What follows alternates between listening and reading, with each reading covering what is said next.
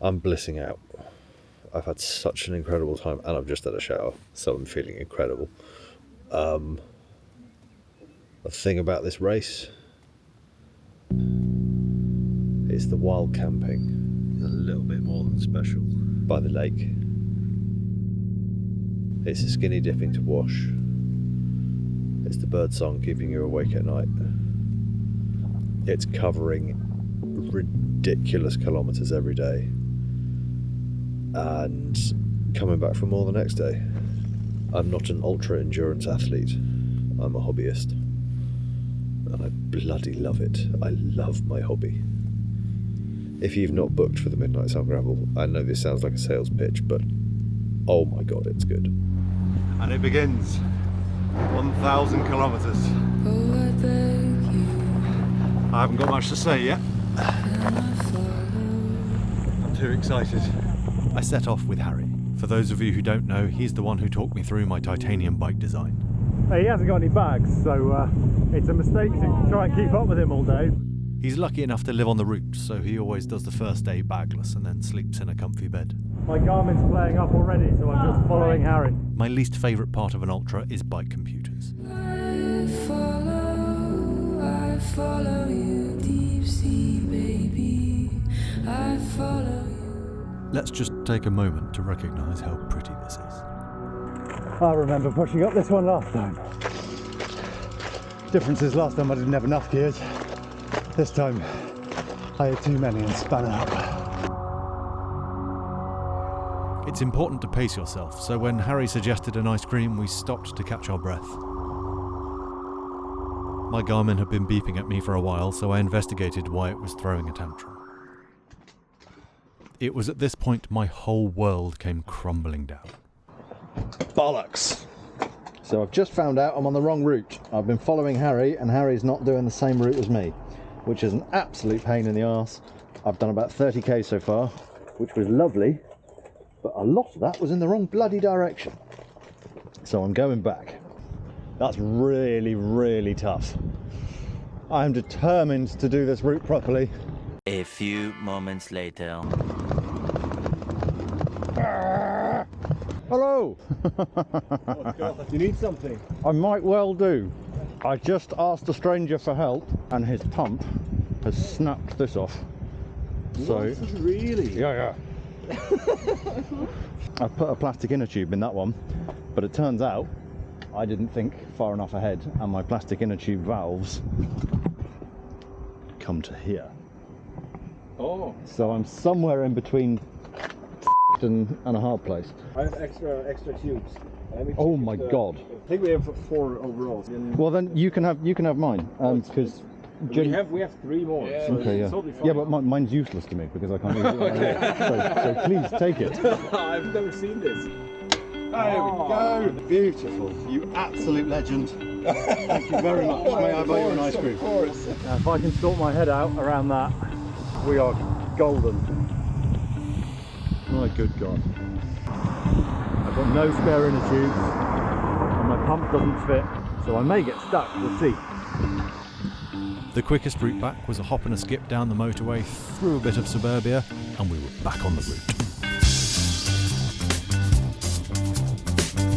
Day one is not going to be easy. Still, on we must. Sipo is pretty tough. Hot, dusty, hilly, a challenge.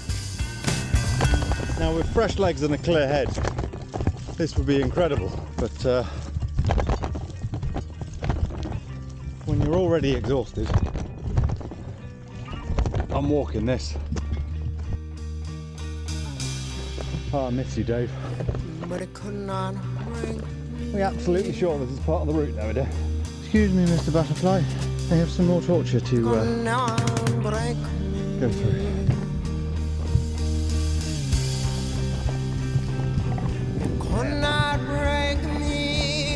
I'm not strong enough to ride the single track because I'm too tired.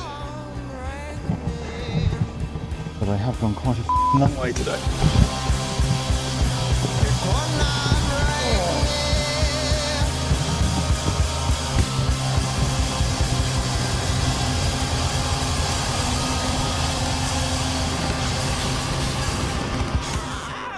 the light at the end of the tunnel. I made it back to the petrol station, which was a psychological milestone that I needed to achieve, but it was all I had left. At this point, I would absolutely love to be able to give you a glowing review of the day and tell you how amazing it all was. But, oh my god, that was hard work. It was 150k in all.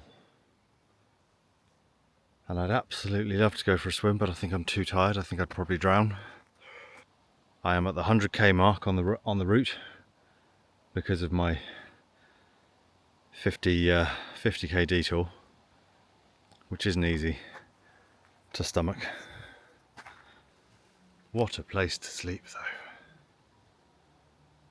though. I'm very much looking forward to giving you lovely, positive, enthusiastic posts very, very soon. This isn't one of them. I'm going to bed. Good night. You might not get much of today because I'm having a bit of a battery management problem, but we're off again and we're going to stay positive. We're going to see if we can make it around the Mille. Wish me luck.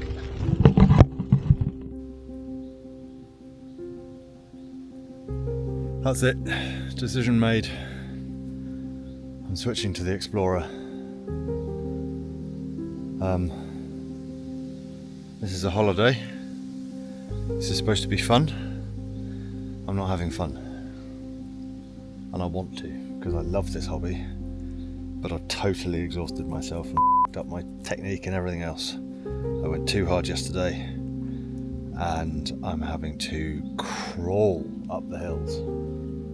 This is brutal.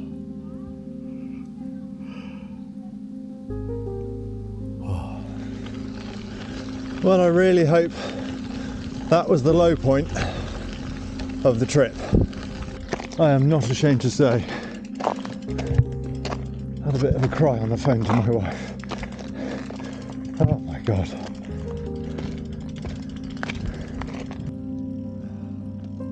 This is fast becoming an exercise in what you do the day after a bonk. I'm feeling a bit better today. I'm just keeping going on. I have obviously lots of kilometres to go, but if you just keep going, don't stop too often, don't check where you are on the map, the miles just disappear. So, it's not over yet. And then look who came up behind me. Harry was back, and he was kind enough to take it easy for a bit. We stopped in for a bit of lunch together, which gave me such a boost, so thanks again to Harry. We're heading down to Fagervik. Fagervik's got a lovely road. The only problem is the drivers go closer here than anywhere else in the country. Fagervik, you need to pick your ideas up.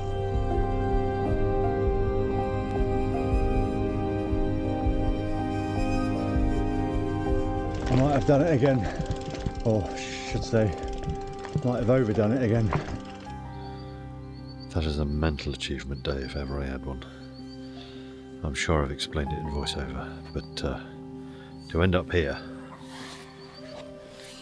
So then, end of day 2. When I woke up this morning, I wasn't feeling very positive. I had a massive crisis of confidence. And I set myself small goals of like 30 kilometers at a time. I did the biggest day I've ever done. It was 150k. It may not sound like much, but that included Nuxio.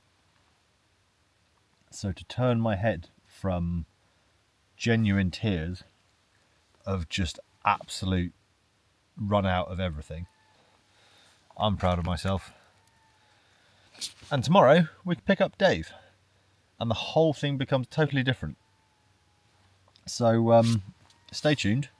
I will I'll see you in the morning. I'm going to bed. Good night. Morning. So, I woke up to the sound of the pitter-patter of tiny raindrops on the top of the tarp. Thankfully, because I'm meeting Dave today, it's not a big day, so I can have a nice lie-in and see if I can recover some more. Essentially, eventually I'm going to run out of water and then have to go and find some water from someone. ironically, because it's falling out of the sky.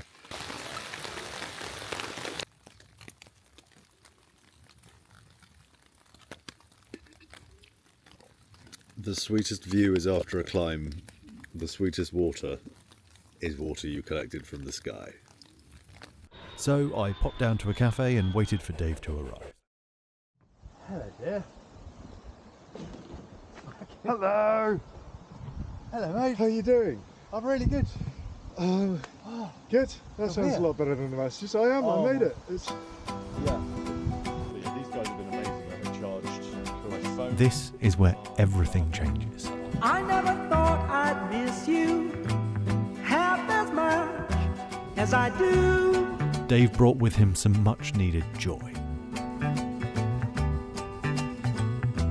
And I never thought I'd feel this way, the way I feel about you.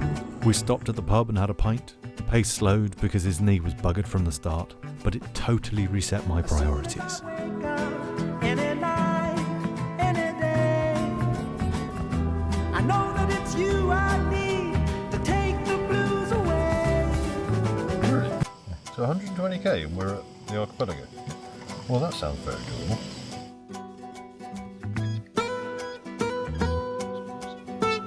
Oh, mate, that changes camping. I'd say we're now officially in the archipelago. It turns out, after 4 days holding onto handlebars, my fingers could no longer hold a pen. I look like I've had a stroke. I really apologise about my handwriting. The latter part of the trip was much more about food and scenery, wild strawberries, It's huge. chatting to friendly German tourists and ferry hopping from one island to another.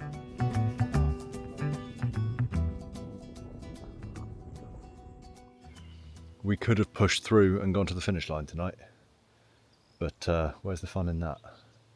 This is going to be magical. We bought some sausages and some steak. We have an open fire and we have a hut. This feels like as close to nature as you're going to get.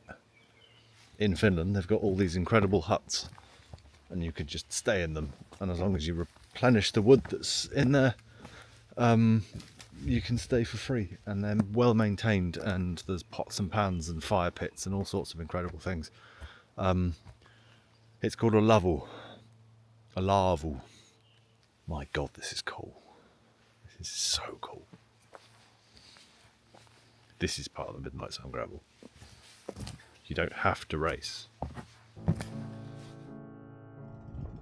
I don't know why I'm going first. I'm definitely following you. Almost heaven. This is like 25k outside of my hometown.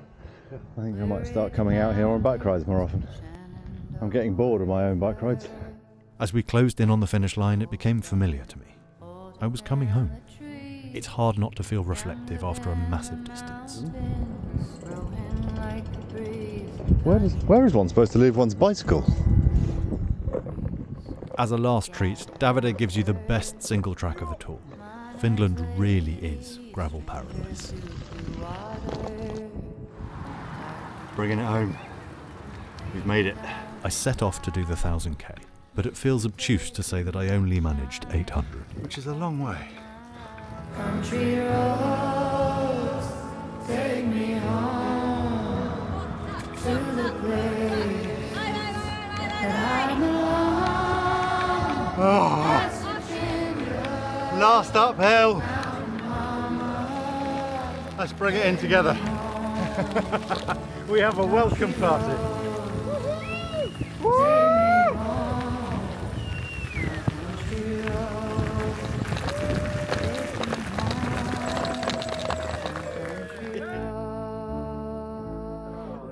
Well done. finally 2 years later. I finish it. So if you're still with us, here's the rest of the route.